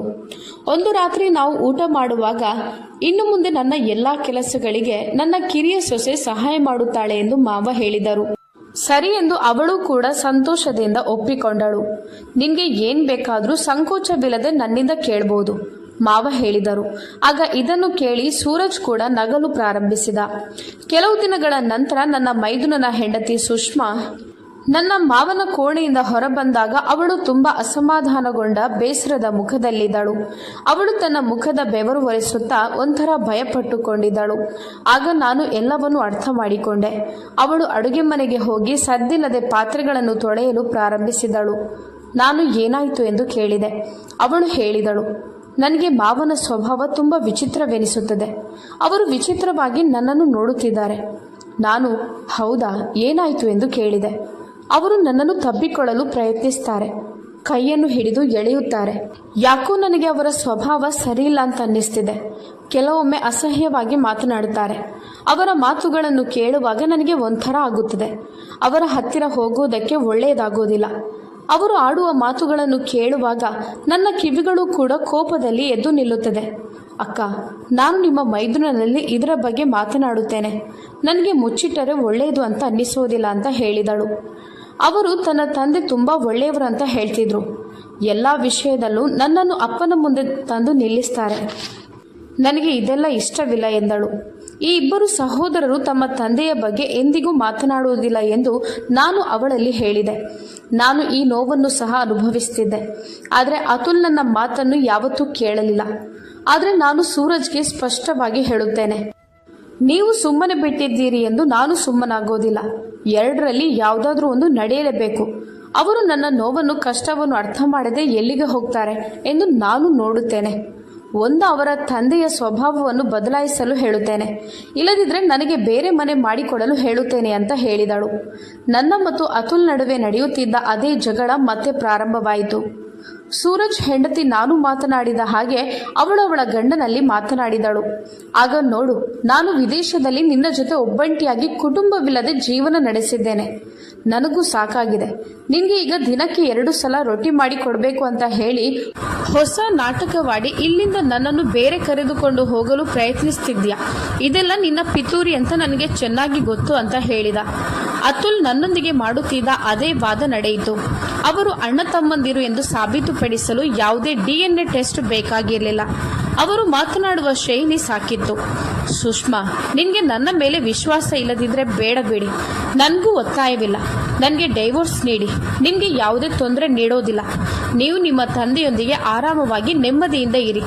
ನಾನು ಯಾವುದೇ ಅಡ್ಡಿ ಮಾಡೋದಿಲ್ಲ ಎಂದು ಒಂದೇ ಮಾತಿಗೆ ಹೇಳಿಬಿಟ್ಟಳು. ಆ ರಾತ್ರಿ ಅತುಲ್ ಕೋಣೆಗೆ ಬಂದಾಗ ಅವನು ತುಂಬ ಮೌನವಾಗಿದ್ದರು. ಯಾಕಂದ್ರೆ ಮನೆಯಲ್ಲಿ ಆದ ಜಗಳ ಅತುಲ್ಗೆ ಗೊತ್ತಾಗಿತ್ತು. ರೀ, ನಾನು ಮಾಡುತ್ತಿದ್ದ ಆರೋಪವನ್ನು ನೀವು ಒಪ್ಪಿಕೊಳ್ಳಲು ಸಿದ್ಧರಿರಲಿಲ್ಲ. ಈಗ ಸುಷ್ಮಾ ಅವಳಿಗೆ ಆಗುವಂಥ ತೊಂದರೆಯನ್ನು ಅವಳ ಗಂಡನಲ್ಲಿ ಹೇಗೆ ಹೇಳಿದ್ದಾಳೆ, ಈಗ ನಿಮಗೆ ಅರ್ಥವಾಯಿತಾ ಎಂದು ಕೇಳಿದೆ. ನಾನು ಸುಮ್ಮನೆ ನಿಮ್ಮ ಅಪ್ಪನ ಮೇಲೆ ಆರೋಪ ಹಾಕಿದ್ದಲ್ಲ. ಅವರಿಗೆ ಇನ್ನೊಂದು ಮದುವೆ ಮಾಡಬೇಕಾಗಿದೆ. ಅವರಿಗೆ ಹೆಣ್ಣಿನ ಅಗತ್ಯ ಇದೆ ಎಂದು ಈಗ ಚೆನ್ನಾಗಿ ಅರ್ಥವಾಗಿದೆ ಎಂದು ಅಂದುಕೊಳ್ಳುತ್ತೇನೆ ಅಂತ ಹೇಳಿದೆ. ಅವರಿಗೆ 65 ವರ್ಷ. ನೀವು ಬಯಸಿದ್ರೆ ತಾಯಿಯ ಮರಣದ ಕೆಲವು ವರ್ಷಗಳ ನಂತರ ನೀವು 2ನೇ ಮದುವೆ ಮಾಡಬಹುದಿತ್ತು. ಆಗ ಅವರು ನಿಜವಾಗಿ ನಮ್ಮನ್ನು ಅವರ ಮಕ್ಕಳಂತೆ ಪರಿಗಣಿಸುತ್ತಿದ್ರು. ಬಹುಶಃ ಈಗ ನಾನು ಹೇಳಿದ್ದು ಅತುಲ್ಗೆ ಅರ್ಥವಾಗಿರಬಹುದು ಎಂದು ಅಂದುಕೊಂಡೆ. ಒಮ್ಮೆ ಅವರು ಅಪ್ಪನಲ್ಲಿ 2ನೇ ಮದುವೆ ಆಗುವುದರ ಬಗ್ಗೆ ಮಾತನಾಡಿದಾಗ ಅವರು ತುಂಬ ಕೋಪಗೊಂಡರು. ನೀನೇನಂದುಕೊಂಡಿದ್ಯಾ? ನಾನು ಈ ವಯಸ್ಸಲ್ಲಿ ಮದುವೆ ಆದರೆ ಜನ ಏನಂದುಕೊಂಡಾರು? ನಿನಗೆ ಏನು ಹುಚ್ಚು ಹಿಡಿದಿದ್ಯಾ ಅಂತ ಕೇಳಿದರು. ಅಪ್ಪ, ನೀವು ತಪ್ಪಾಗಿ ಅರ್ಥ ಮಾಡಿಕೊಳ್ಬೇಡಿ. ನಿಮಗೆ ಮದುವೆ ಆಗಬೇಕು ಎಂದಿದ್ದರೆ ವಯಸ್ಸು ಲೆಕ್ಕ ಮಾಡಬಾರ್ದು. ಸಮಾಜ ಏನು ಹೇಳುತ್ತದೆ ಅಂತ ನೀವು ಚಿಂತಿಸಬೇಡಿ. ನೀವು ಹೇಗೆ ಮಾಡ್ತಿದ್ದೀರಾ, ಏನು ಮಾಡ್ತಿದ್ದೀರಾ, ಎಷ್ಟು ಪ್ರಾಮಾಣಿಕವಾಗಿ ಇದ್ದೀರಾ ಅನ್ನೋದನ್ನು ಮಾತ್ರ ನೋಡಿದರೆ ಸಾಕು. ಎಷ್ಟೋ ಮಂದಿ ವಿಧವೆಯರು ಅಸಹಾಯಕರಾಗಿ ಇರ್ತಾರೆ. ಅವರಿಗೆ ಒಂದು ಬಾಳನ್ನು ನೀಡಿದರೆ ನಿಮಗೂ ಪುಣ್ಯ ಸಿಗುತ್ತದೆ. ಮತ್ತೆ ನೀವು ಯಾಕೆ ಅಂತ ವಿಧವೆಯನ್ನು ಮದುವೆಯಾಗಿ ಅವಳಿಗೆ ಬೆಂಬಲ ನೀಡಬಾರ್ದು ಎಂದು ನನ್ನ ಗಂಡ ಕೇಳಿದಾಗ ಮಾವ ಏನು ಮಾತನಾಡದೆ ಮೌನವಾದರು. ಅಪ್ಪ, ನನಗೆ ಪರಿಚಯ ಇರುವ ಒಬ್ಬರು ಹೇಳಿದ್ದಾರೆ. ಆ ಮಹಿಳೆ ಕೂಡ 45 ವರ್ಷ ವಯಸ್ಸಿನವರು. ಅವರವರ ಅಣ್ಣಂದಿರ ಕುಟುಂಬಸ್ಥರ ಜೊತೆ ಕಷ್ಟಕರವಾಗಿ ಜೀವಿಸುತ್ತಿದ್ದಾರೆ. ಅವರಿಗೆ ನೀವೊಂದು ಬಾಳು ಕೊಡಬಹುದಲ್ವಾ ಎಂದು ಕೇಳಿದಾಗ ಅಪ್ಪ ಕೋಪಗೊಂಡರು. ಇಲ್ಲ, ನಾನು ಮದುವೆ ಆಗೋದಿಲ್ಲ ಅಂತ ನಿರಾಕರಿಸಿದರು. ಮತ್ತೆ ನನ್ನ ಗಂಡ ಅದರ ಬಗ್ಗೆ ಮಾತನಾಡಲಿಲ್ಲ. ಬೇಡದಿದ್ರೆ ಬೇಡ ಬಿಡಿ ಎಂದು ಹೇಳಿ ಮೌನವಾಗಿದ್ದರು. 2 ದಿನ ಬಿಟ್ಟ ನಂತರ ಒಂದು ದಿನ ನನ್ನ ಮಾವ ನನ್ನ ಗಂಡ ಹೊರಗಡೆ ಟಿವಿ ನೋಡುತ್ತಿರುವಾಗ, ಮಗ, ನೀನು ಹೇಳಿದ ವಿಷಯ ಏನಾಯ್ತು? ನೀವು ಇಷ್ಟಪಡೋದಾದ್ರೆ ನಾನು 2ನೇ ಮದುವೆಯಾಗಲು ಸಿದ್ಧನಾಗಿದ್ದೇನೆ ಎಂದು ಹೇಳಿದರು. ನಮಗೆ ಇಬ್ಬರಿಗೂ ಎಲ್ಲಿಲ್ಲದ ಸಂತೋಷವಾಯಿತು. ನಾವು ಮಾವನಿಗೆ ಹೊಸತಾಗಿ ಮದುವೆ ಆಗುತ್ತಿದೆ ಅನ್ನುವಂತೆ ಮಾಡುತ್ತಿದ್ದೆವು. ಕೆಲವೇ ದಿನಗಳಲ್ಲಿ ಅವರು ಮದುವೆಯಾದರು. ನಮ್ಮ ಮನೆಯಲ್ಲಿ ಮಾನಸಿಕವಾದ ನೆಮ್ಮದಿ, ಸಂತೋಷದಿಂದ ದಿನಗಳು ಕಳೆಯುತ್ತಿದೆ ಎಂದು ಎಲ್ಲರಿಗೂ ಅನ್ನಿಸ್ತು. ಒಂದು ದಿನ ನನ್ನ ಗಂಡ, ಕಾಂಚನ, ನೀನು ಸತ್ಯವನ್ನೇ ಹೇಳಿದ್ಯಾ, ಆದರೆ ನಿನ್ನ ಮಾತಿನ ಮೇಲೆ ನನಗೆ ನಂಬಿಕೆ ಇರಲಿಲ್ಲ.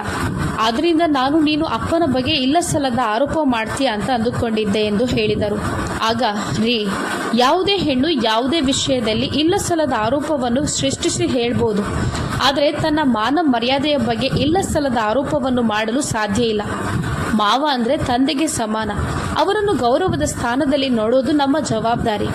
ನಾವು ಒಬ್ಬರಿಗೆ ಎಷ್ಟು ಗೌರವವನ್ನು ಕೊಡುತ್ತೇವೆಯೋ ಅಷ್ಟೇ ಗೌರವ ನಾವು ಪಡೆಯುತ್ತೇವೆ. ಅದರಿಂದ ಯಾರೂ ಕೂಡ ತಿಳಿಯದೆ ಯಾರ ಬಗ್ಗೆಯೂ ಆರೋಪ ಮಾಡೋದಿಲ್ಲ, ಮಾಡಲೂಬಾರ್ದು. ನಾವು ಒಂದು ಕ್ಷಣಕ್ಕೋಸ್ಕರ ನಮ್ಮಿಂದ ನಾವು ಪಾರಾಗಬೇಕು ಎಂದು ಇಲ್ಲದ ನೈಜಾಂಶವನ್ನು ಅಲ್ಲಿ ಸೃಷ್ಟಿಸಿ ಸುಳ್ಳಿನ ಸರಮಾಲೆಯನ್ನು ಮಾಡಿ ಹೊಸ ಕಥೆಯನ್ನು ಮಾಡುತ್ತೇವೆ. ಆದರೆ ಸುಳ್ಳು ಯಾವತ್ತೂ ಸುಳ್ಳಾಗುತ್ತದೆ. ಒಂದು ಹೆಣ್ಣು ತನ್ನ ಗರ್ಭದಲ್ಲಿ ಮಗುವನ್ನಿರಿಸಿಕೊಂಡು ಎಷ್ಟೇ ಅಡಗಿಸಿದ್ರೂ 9 ತಿಂಗಳು ಕಳೆದ ನಂತರ ಆ ಮಗು ಭೂಮಿಗೆ ಬರಲೇಬೇಕು. ಅದೇ ರೀತಿ ಸತ್ಯ ಅನ್ನೋದು, ಅದನ್ನು ಎಷ್ಟೇ ಅಡಗಿಸಿದ್ರೂ ಅದು ಒಂದಲ್ಲ ಒಂದು ದಿನ ಹೊರಗಡೆ ಬಂದೇ ಬರುತ್ತೆ ಅಂತ ಹೇಳಿದೆ. ಆಗ ಅವರು, ಹೌದು, ನೀನು ನಿಜವಾದ ಮಾತನ್ನು ಹೇಳುತ್ತಿದ್ಯಾ ಎಂದು ನನ್ನನ್ನು ನೋಡಿ ನಕ್ಕರು. ಈ ಕಥೆಯ ಬಗ್ಗೆ ನಿಮ್ಮ ಅಭಿಪ್ರಾಯವೇನು ಎಂಬುದನ್ನು ಕಮೆಂಟ್ ಮೂಲಕ ತಿಳಿಸಿ. ಕಥೆ ಇಷ್ಟವಾಗಿದ್ದಲ್ಲಿ ಲೈಕ್ ಮಾಡಿ, ಶೇರ್ ಮಾಡಿ. ಸಬ್ಸ್ಕ್ರೈಬ್ ಮಾಡದಿದ್ದಲ್ಲಿ ದಯವಿಟ್ಟು ಸಬ್ಸ್ಕ್ರೈಬ್ ಮಾಡಿ. ನಿಮ್ಮ ಸ್ನೇಹಿತರೊಂದಿಗೂ ನಮ್ಮ ಚಾನೆಲ್ ಅನ್ನು ಹಂಚಿಕೊಳ್ಳಿ. ಧನ್ಯವಾದಗಳು.